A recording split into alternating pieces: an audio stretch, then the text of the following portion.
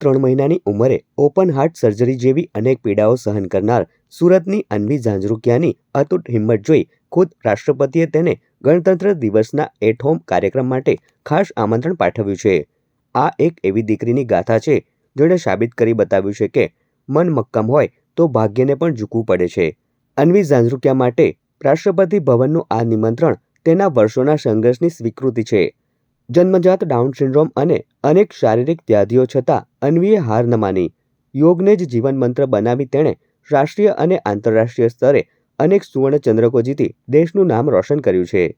अनवी को बहुत सारी बीमारी के साथ उसने जन्म लिया था जिसका कहीं पर भी इलाज नहीं है, लेकिन हमारे फैमिली ने उसकी खामियां नहीं, उसमें छुपी खूबियां ढूंढनी शुरू की।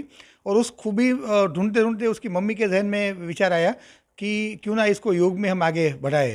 तो योग क्षेत्र में हमको उसके योग को नम्रताबेन का बहुत अच्छा सहयोग मिला, जिसके कारण वो योग में आगे बढ़ी और योग में उसको राष्ट्रपति अवार्ड मिल चुका है, प्रधानमंत्री बाल पुरस्कार मिल चुका है और गुजरात गरीब अवार्ड मिल चुका है। कि उस चुनिंदे आमंत्रित में आज मेरी बिटिया का नाम शामिल है, तो मैं और मेरा परिवार बहुत खुश है। ये हमारे लिए रियली प्राउड मोमेंट है, जो ज़िंदगी में हम बार बार जीना चाहते हैं। ये मोमेंट है। દીકરીની મર્યાદાઓને પારખી પરિવારે તેને યોગના માર્ગે વાળી. તબીબો અને શિક્ષકોના સહયોગથી અન્વી આજે પ્રધાનમંત્રી રાષ્ટ્રીય બાળ પુરસ્કારથી સન્માનિત છે. પરિવાર માટે આ માત્ર ગૌરવની ક્ષણ નથી, પરંતુ અન્વીની અગ્નિ પરીક્ષામાં મળેલી ભવ્ય સફળતા છે. વડાપ્રધાન નરેન્દ્ર મોદી જેની પ્રશંસા મન કી બાતમાં કરી ચૂક્યા છે, તે અન્વી આજે લાખો લોકો માટે પ્રેરણા સ્ત્રોત બની છે.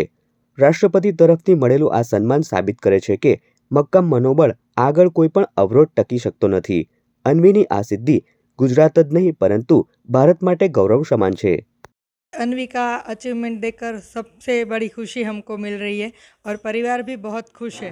लेकिन शुरुआती दिन में हम भी हताश हुए थे, हमें भी बहुत सी मुश्किलों का सामना करना पड़ा और साथ में परिवार ने हमको संभाला, साथ दिया। जहाँ भी मुश्किलें आई वहाँ अनवी के डॉक्टर ने, अनवी के टीचर ने हमें साथ दिया।